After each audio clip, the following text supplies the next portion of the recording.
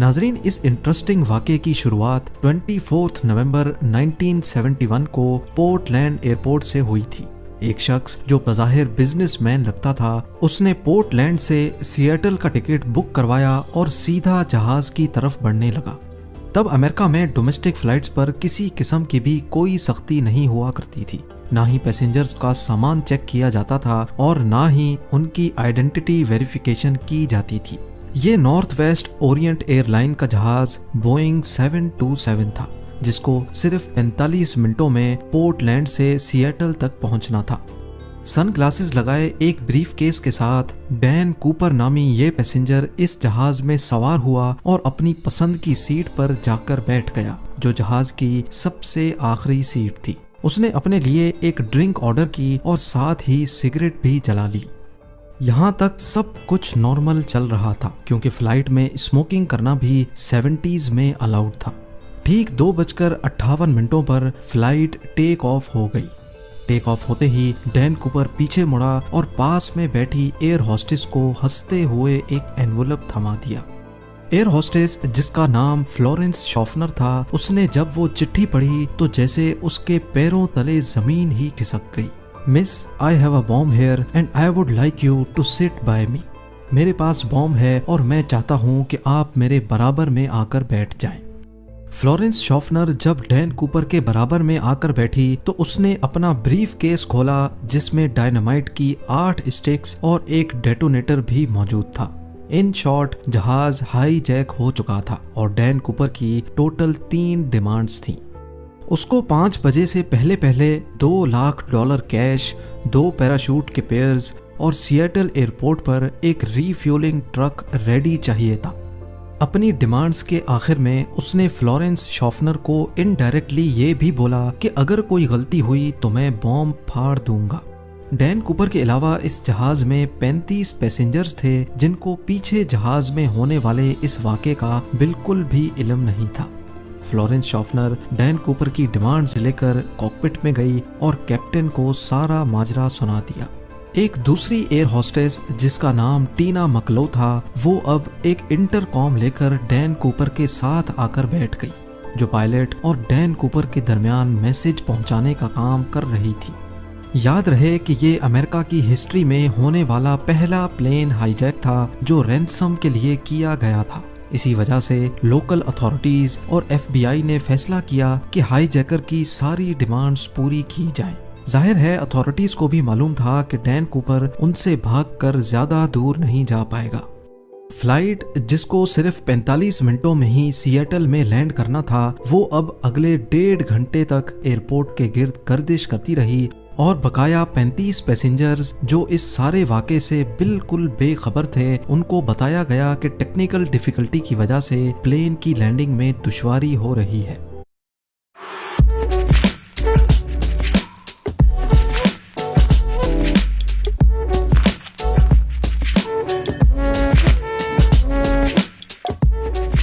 Hello, I'm Georgina Hayden and I'm a chef and food writer. And today I'm here. इस दौरान Seattle national bank से $20 के 10,000 note इकट्ठे किए गए, जिनके सीरियल नंबर्स नोट कर लिए गए थे, और एक करीबी स्काई डाइविंग क्लब से 2 पैराशूट की जोड़ियां भी अरेंज की गईं। 5:45 पे जहाज को लैंड कराया गया और वादे के मुताबिक डैन कूपर को पैसों से भरा एक बैग और 2 पैराशूट के पेयर्स फराहम किए गए। साथ ही साथ जहाज को रीफ्यूल भी कर दिया गया। अपनी मांगें पूरी करवाने के बाद डैन कूपर ने 35 पैसेंजर्स और 2 फ्लाइट क्रू को जहाज से उतरने की परमिशन दे दी, जबकि पायलट्स और 2 फ्लाइट क्रू को जहाज में रहने का ही कहा।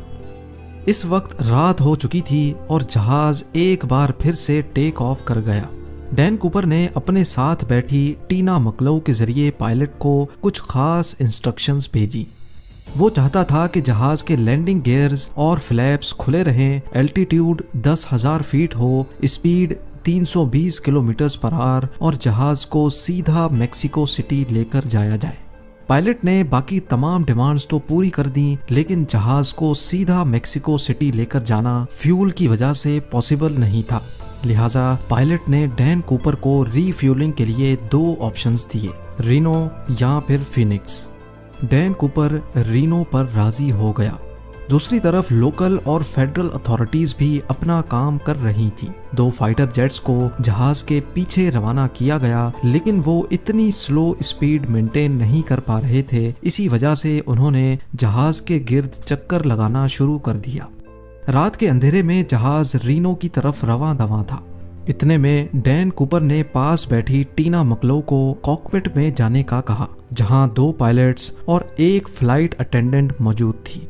जब टीना कॉकपिट का दरवाजा बंद करने के लिए पलटी तो उसने आखिरी बार सिर्फ इतना देखा कि डैन कूपर अपनी कमर पर कुछ बांध रहा था। उसके बाद जहाज की सीढ़ियां खुली और डैन कूपर ने वहां से छलांग लगा ली। इसके बाद जो कुछ भी हुआ पिछले 50 सालों से, उसको आज तक डिस्कस किया जा रहा है। 3 घंटों के बाद जब जहाज रीनो में लैंड हुआ तो पूरे जहाज को अच्छी तरह चेक किया गया, लेकिन जहाज में ना ही कूपर था और ना ही कोई बॉम्ब मिल सका।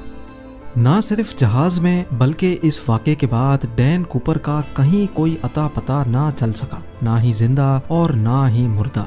आखिर डैन कूपर कौन था और पूरे अमेरिका की आंखों को धोखा देकर वो कहां चला गया? ये case federal bureau of investigation का वो केस है जिसको आज तक बंद नहीं किया गया। डैन कूपर को किसी ने प्लेन से जंप करते तो नहीं देखा था, लेकिन स्टेयर केस खुला रह जाने की वजह से यह बात क्लियर थी कि उसने सिएटल और रीनो के बीच में ही कहीं छलांग लगा ली थी। FBI ने जहाज पे सबूत तलाश करना शुरू कर दिए, लेकिन बदकिस्मती से उनको सिर्फ कूपर की टाई, 8 सिगरेट बट्स और 2 में से 1 पैराशूट मिला जो कूपर पीछे छोड़ गया था। हत्ता कि किसी के पास उसकी कोई फोटो तक नहीं थी। पैसेंजर्स और क्रू से इंटरव्यू लेने के बाद डैन कूपर के होलिये के हिसाब से उसका स्केच बनवाया गया। इससे पहले कि डैन कूपर को सिएटल और रीनो के बीच में तलाश किया जाता, FBI को ये जानना था कि उसने एग्जैक्टली कौन सी जगह पर प्लेन से जंप किया था। ये जानना ज्यादा मुश्किल नहीं था क्योंकि जहाज ऑटो पायलट पे था, यानी जिस पाथ पर जहाज फ्लाई कर रहा था वो ऑलरेडी रिकॉर्डेड था। जहाज की स्पीड और एल्टीट्यूड तो पहले से मालूम था ही, साथ साथ फ्लाइट रिकॉर्डर की मदद से मालूम पड़ा कि जहाज का स्टेयर केस 8:10 पे खुला था। इन तमाम इंफॉर्मेशन की बेसिस पे डैन कूपर की ड्रॉप लोकेशन का अंदाजा लगाकर एक सर्च एरिया डिफाइन किया गया। ये 45 स्क्वायर किलोमीटर का एरिया घने जंगलात और पहाड़ों से घिरा हुआ है। एरियल टीम और लैंड सर्च टीम ने इस पूरे एरिया का चप्पा चप्पा छान लिया, लेकिन ना कूपर का कोई नामो निशान मिला और ना ही कोई ब्रीफ केस मिला या फिर पैसे। हत्ता कि इस पूरे एरिया में इतनी शदीद सर्दी थी कि सबको यही लगा कि डैन कूपर मर गया होगा, लेकिन उसके बाद जो हुआ वो FBI के वहमो गुमान में भी नहीं था। अमेरिकन हिस्ट्री में पहली बार FBI ने इस केस के लिए पब्लिक से हेल्प लेना शुरू कर दी। डैन कूपर का स्केच और $2 लाख के सीरियल नंबर भी अखबारों में शाया किए गए और डैन कूपर के बारे में कोई भी इंफॉर्मेशन देने पर इनाम देने का वादा भी किया गया। उनका ख्याल था कि कूपर अगर जिंदा होगा तो वो पैसे कहीं ना कहीं जरूर खर्च करेगा, लेकिन हैरत अंगेज तौर पे उस सीरियल नंबर का एक भी नोट कभी भी कहीं भी दोबारा जाहिर नहीं हुआ। लेकिन मामला अभी खत्म नहीं हुआ था। करीब 9 सालों के बाद यानी 1980 में एक वाकया हुआ। सदर्न वॉशिंगटन में कोलंबियन रिवर के किनारे एक बीच है जिसको टीना बार कहा जाता है। यहाँ एक बच्चा अपने पेरेंट्स के साथ खेल रहा था जब उसको रिवर के किनारे नोटों की 3 गड्डियाँ मिली। ये $20 के नोटों की घड़ियां थीं जो टोटल $5,800 बनते थे। बच्चे के पेरेंट्स ये पैसे लेकर FBI के पास गए। खुशकिस्मती से इनके सीरियल नंबर उन नोटों से मैच कर गए जो डैन कूपर लेकर गया था। डैन कूपर हाईजैकिंग केस में 9 सालों के बाद ये पहली प्रोग्रेस थी, लेकिन बजाय केस को सॉल्व करने के इस वाक़े ने केस को मजीद उलझा कर रख दिया, क्योंकि ये पैसे ड्रॉप लोकेशन से करीब 27 किलोमीटर दूर पाए गए थे। पहले ये समझा गया कि ड्रॉप जोन में वाक़े लुइस रिवर में ये पैसे डैन कूपर से ही गिरे होंगे और वहां से बहते हुए कोलंबियन रिवर तक आए होंगे। लेकिन बाद में नोटिस किया गया कि कोलंबियन रिवर तो ऑपोजिट डायरेक्शन में फ्लो करती है, यानी ये पैसे लुइस रिवर से बहकर टीना बार बीच तक किसी भी सूरत नहीं पहुंच सकते। FBI के लिए ये मामला तो सुलझने के बजाय उलझता ही जा रहा था। ना सिर्फ इतना, बल्कि टीना बार बीच जहां से ये पैसे बरामद हुए थे, यहाँ 1974 में कुछ खुदाई का काम किया गया था। हाईजैकिंग के 3 सालों के बाद टीना बार बीच के किनारे एक्स्ट्रा रेत डाली गई थी और मिलने वाले पैसे इस रेत के अंदर पाए गए थे। इस नई इन्फॉर्मेशन से तो ये जाहिर होता है कि डैन कूपर या फिर उसके किसी साथी ने जानबूझकर केस को उलझाने के लिए 3 सालों के बाद टीना बार बीच पर आकर ये पैसे दफनाए थे। इस केस को लेकर FBI ने कूपर जैसे दिखने वाले लोगों से इन्वेस्टिगेशन की, लेकिन कोई खातिर खास सुराग ना मिल सका। कई थ्योरीज ये भी कहती हैं कि कूपर शायद कोई ट्रेंड मिलिट्री कमांडो था, क्योंकि जो पैराशूट वो अपने साथ लेकर गया था वो एक मिलिट्री पैराशूट था और उसको ऑपरेट करना उस पैराशूट से ज्यादा मुश्किल था जो वो प्लेन में ही छोड़कर गया था। 1980 में $5,800 कैश मिलने के अलावा बकाया 9,710 नोट दोबारा कभी नहीं मिल पाए।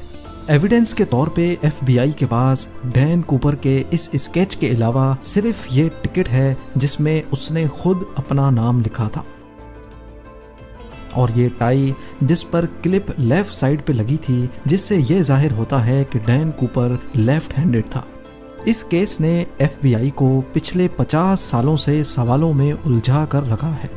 आज भी FBI की वेबसाइट पर इस केस की तमाम डिटेल्स मौजूद हैं और इस केस की फाइल आज भी खुली हुई है।